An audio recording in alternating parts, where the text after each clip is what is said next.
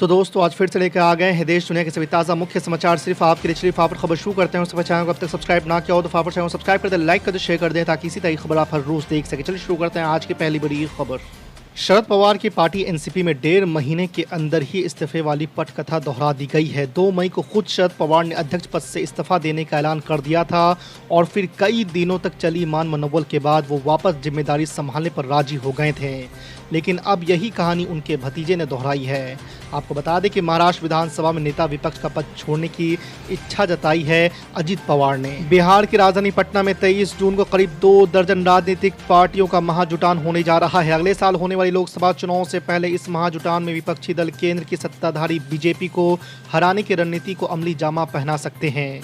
यह बैठक मुख्यमंत्री और जेडीयू नेता नीतीश कुमार के एक अन्य मार्ग स्थित सरकारी आवास के नेक संवाद कक्ष में सुबह 11 बजे से शाम 4 बजे तक चलेगी।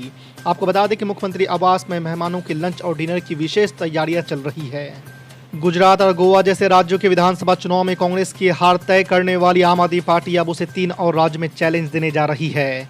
नवंबर तक मध्य प्रदेश, राजस्थान और छत्तीसगढ़ में चुनाव होने हैं। आम आदमी पार्टी इन तीनों ही राज्य में चुनाव लड़ने की तैयारी में है। आपको बता दें कि जुलाई में आम आदमी पार्टी तीनों ही राज्य में चुनाव प्रचार की शुरुआत करने वाली है। पार्टी सूत्रों का कहना है कि उसका कैंपेन गुजरात से भी ज़्यादा सघन होने वाला है। इस कैंपेन में पार्टी मुख्य अरविंद केजरीवाल और पंजाब के मुख्यमंत्री भगवंत मान भी शामिल होंगे।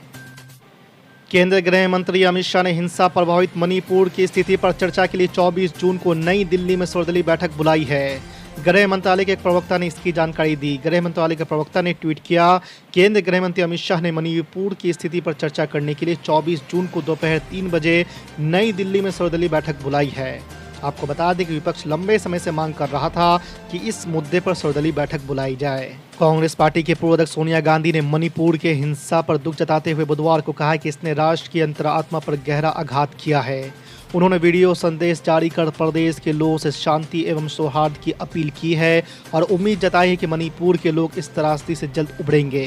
आपको बता दें कि कांग्रेस संसदीय दल की प्रमुख सोनिया गांधी ने वीडियो संदेश में कहा है कि मणिपुर के प्रिय भाइयों और बहनों, पिछले लगभग 50 दिनों से हम मणिपुर में एक बड़ी मानवीय त्रासदी देख रहे हैं। इस हिंसा ने आपके राज्य में हजारों लोगों का जीवन उजाड़ दिया है। कश्मीर में अमरनाथ यात्रा की 1 जुलाई से शुरुआत होने वाली है। सुरक्षा के इंतजामों से लेकर यात्रियों की सुविधाओं तक तमाम व्यवस्था की जा रही है। इस बीच राज्य के 2 पूर्व मुख्यमंत्री फारूक अब्दुल्ला और महबूबा मुफ्ती ने एकता का संदेश देने की बात कही है। फारूक अब्दुल्ला ने कहा कि अमरनाथ यात्रा तो कश्मीरियत की पहचान है। इस यात्रा के जरिए पूरे देश को हिंदू मुस्लिम की एकता का संदेश देना है। उन्होंने कहा कि इस दौरान भाईचारा दिखता है और यही कश्मीरियत की झलक है। ये उन लोगों के लिए एक संदेश है जो देश भर में धर्म के नाम पर नफरत फैलाते हैं। शिवसेना के उद्धव ठाकरे गुट के नेता संजय राउत के सहयोगियों के ठिकाने पर ईडी ने छापेमारी की है। आपको बता दें कि कोविड सेंटरों के लिए कॉन्ट्रैक्ट देने में अनियमितताओं के मामले में बुधवार को छापेमारी की गई है। आपको बता दें कि हिंदुस्तान में छपी रिपोर्ट के मुताबिक एजेंसी ने मुंबई के 14 ठिकानों पर छापेमारी की गई है। एक छापा मुंबई शहर से बाहर भी किसी ठिकाने पर की गई है। प्रधानमंत्री नरेंद्र मोदी ने कुछ महीने पहले राष्ट्रीय कार्यकारिणी की बैठक में पसमानदा मुस्लिमों को जोड़ने की सलाह भाजपा को दी थी। मुस्लिम समाज में भी वर्ग भेद का जिक्र करते हुए उन्होंने पसमानदा समाज के न्याय के लिए भाजपा को सक्रिय होने को कहा था। इसी के तहत यूपी के निकाय चुनाव में भाजपा ने वार्ड स्तर पर 300 से ज़्यादा मुस्लिम उम्मीदवार उतारे थे। अब भाजपा इसी नीति पर आगे बढ़ते हुए लोकसभा चुनाव में भी मुस्लिम समाज के उम्मीदवारों को मौका दे सकती है। बहुजन समाज पार्टी के प्रमुख मायावती ने बुधवार लखनऊ स्थित पार्टी मुख्यालय पर स्टेट, मंडल और जिला कमेटी के वरिष्ठ पदाधिकारियों की मीटिंग बुलाई थी। इसमें उन्होंने पार्टी नेताओं और कार्यकर्ताओं से 2024 में होने वाले लोकसभा चुनाव की तैयारियों में जुट जाने का आह्वान किया। इसके साथ ही मायावती बीजेपी सरकार पर काफ़ी सख्त तेवर में नजर आई। आपको बता दें कि मायावती ने कहा है कि महंगाई, गरीबी, बेरोजगारी, महिला उत्पीड़न जैसी समस्याओं से आम जन परेशान है। मणिपुर में लंबे समय से हिंसा हो रही है जिसमें अब तक 100 से ज़्यादा लोगों की जानें जा चुकी है। हिंसा को लेकर विपक्ष स्थानीय और केंद्र सरकार पर हमलावर है। अब मेती समुदाय के 9 विधायक, भाजपा के 8 और मणिपुर सरकार का समर्थन करने वाले एक निर्दलीय विधायक ने प्रधानमंत्री कार्यालय को एक ज्ञापन सौंपा है जिसमें कहा गया है कि जनता ने वर्तमान राज्य सरकार में पूर्ण विश्वास खो दिया है। केंद्र ने अगली तिमाही में पेट्रोल और डीजल के दाम कम होने के संकेत दिए हैं। सरकार की ओर से कहा गया है कि अंतर्राष्ट्रीय स्थिति स्थिर रहने पर कच्चे तेल की कीमतों में कटौती हो सकती है। आपको बता दें कि एनडीटीवी की रिपोर्ट के मुताबिक केंद्रीय पेट्रोलियम और प्राकृतिक गैस मंत्री हरदीप सिंह पुरी ने कहा है कि देश में इस्तेमाल होने वाले क्रूड ऑयल का 80 से 85% आयात किया जाता है। मंत्री ने कहा कि हमारी तेल मार्केटिंग कंपनियां अच्छे कॉरपोरेट सिटीजन रही है और लंबे समय से नुकसान उठा रही है। हालांकि अब उनकी स्थिति में सुधार हो रहा है। कर्नाटक को चावल की आपूर्ति के विषय पर सत्तारूढ़ कांग्रेस पार्टी और मुख्य विपक्षी भाजपा ने मंगलवार को एक दूसरे पर निशाना साधा है। दोनों ही दलों की ओर से राज्य के अलग अलग हिस्सों में प्रदर्शन भी किया गया। आपको बता दें कि पूर्व मुख्यमंत्री बसवराज बोम्मई समेत कई भाजपा नेताओं को विरोध प्रदर्शन के दौरान हिरासत में ले लिया गया। भाजपा नेताओं का आरोप है कि सिद्धरामैया सरकार गरीब परिवारों को 10-10 किलोग्राम मुफ्त चावल प्रदान करने में विफल रही है। केंद्र सरकार ने नकली दवाओं को लेकर एक बार फिर से सख्त रुख अपनाया है। केंद्र स्वास्थ्य मंत्री मनसुख मांडविया ने कहा है कि भारत नकली दवाओं के मामले में कतई बर्दाश्त नहीं करने की नीति का पालन करता है। उन्होंने कहा कि खांसी रोकने के लिए भारत निर्मित सिरप के कारण कथित मौतों के बारे में कुछ हलकों में चिंता व्यक्त की गई है। इसके बाद 71 कंपनियों को कारण बताओ नोटिस जारी किया गया है और उनमें से 18 को बंद करने को कहा गया है। अगले विधानसभा चुनाव में भले ही अभी लंबा समय है, लेकिन समाजवादी पार्टी के राष्ट्रीय अध्यक्ष अखिलेश यादव ने एक बड़ा ऐलान कर दिया है।